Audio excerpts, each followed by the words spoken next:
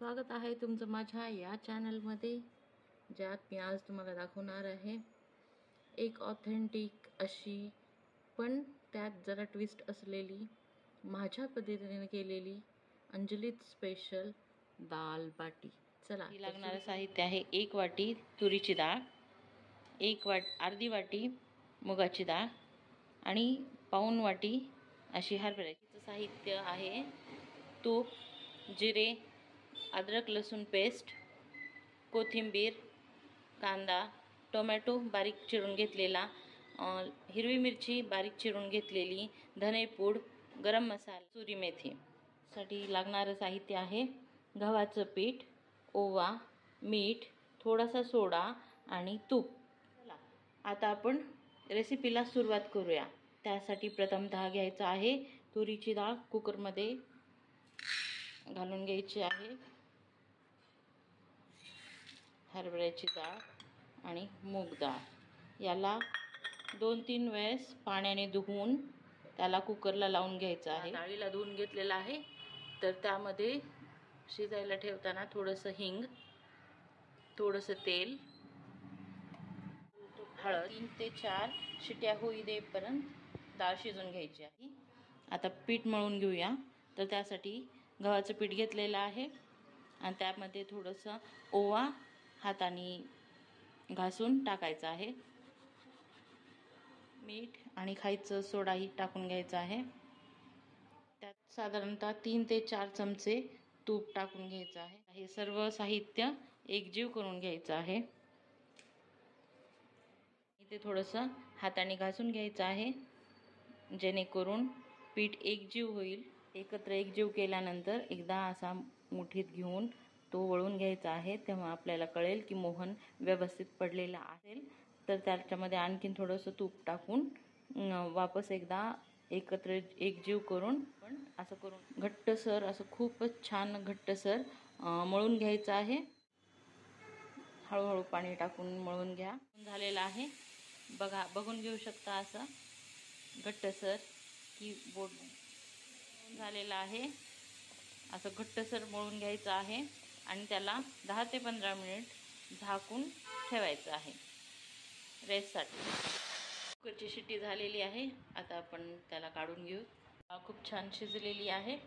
त्यात आपण आता थोडा मसाला, लाल तिखट, चवीपुरतं मीठ, मसाला,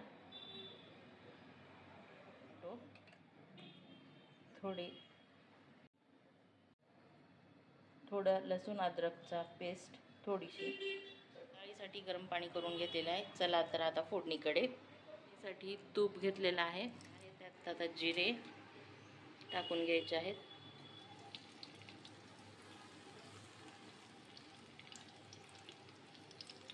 जिरे तर तडले की लगेच हिरवी मिरची घालून घ्यायची आहे।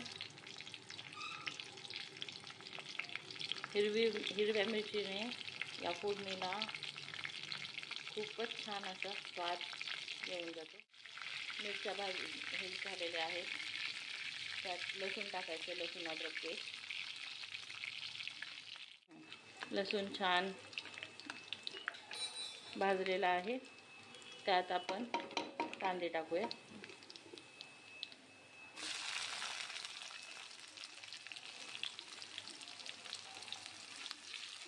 त्याला छान असा गुलाबी होईपर्यंत परतायचा आहे।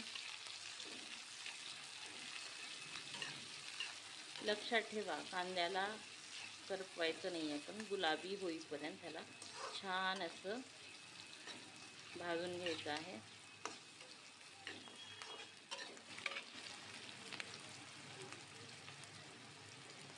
कढीपत्ता टाकून घ्यायचा आहे, कोथिंबीर आणि कढीपत्ता थोडासा फोडणीत।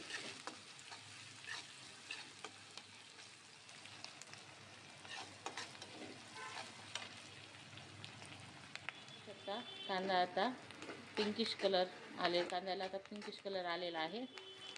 त्यात आपण टोमॅटो टाकून घेऊया।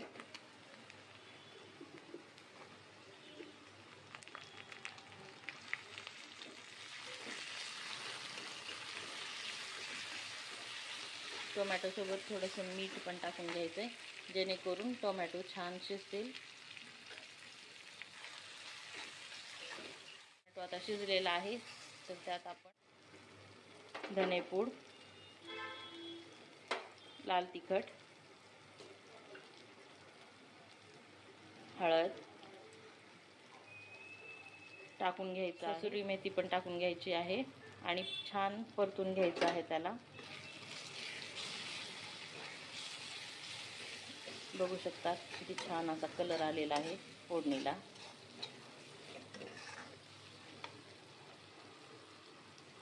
आहे त्यात आपल्याला पाहिजे तसं पाणी, गरम पाणी टाकून घ्यायचं आहे, जेणेकरून डाळ आहे ना पातळ होईल. तेव्हा आपण त्यात असलेली डाळ टाकून घ्यायची आहे. डाळीला खूप सुंदर असा कलर आलेला आहे. तर त्याची कन्सिस्टन्सी आपण पाहून घेऊयात. बघून घ्या. जर तुम्हाला हवं असलं तर त्याला पातळ किंवा घट्ट तुमच्या आवडीप्रमाणे त्याला करू शकतात. त्यासाठी कोथिंबीर टाकायची वरून आणि छान उकळी येऊ देईपर्यंत याला गॅसवर ठेवायचं. डाळीला छान अशी उकळी आलेली आहे. बारीक अशी गोळी तयार करून घ्यायची. आपण पोळ्याला करतो ना तशी वाटी तयार करून घ्यायची, अशी जास्त पातळी नाही आहे.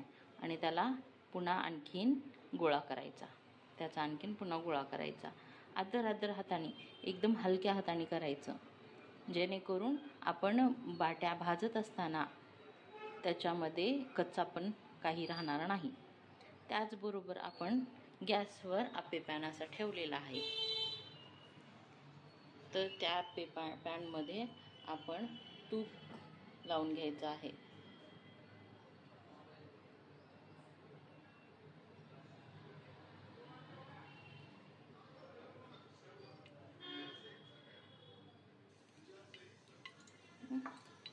आहे त्यात आता आपण बाटी टाकून घेऊयात.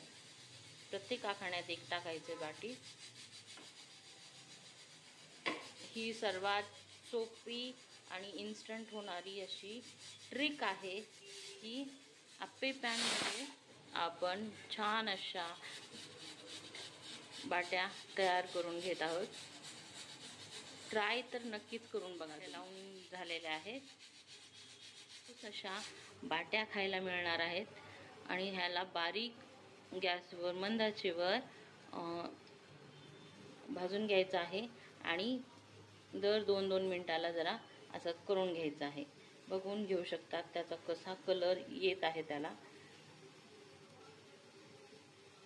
खूप छान अशा बाट्या भाजल्या जातात यामध्ये आणि वेळही खूप कमी लागतो.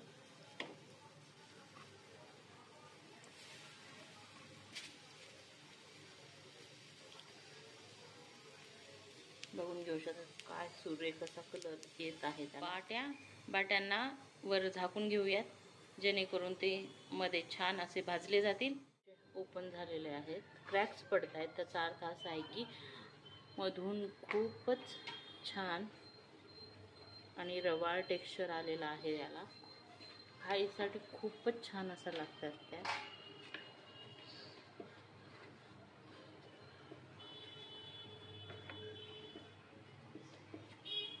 लाईक केलं नसेल तर लाईक करून घ्या, शेअर अँड सबस्क्राईब.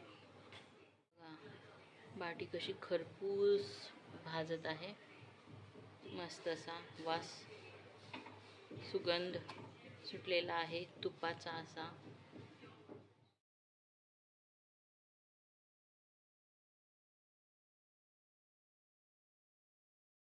आस्वाद घ्या खमंग अशा अंजली स्टाईल बाटीचा.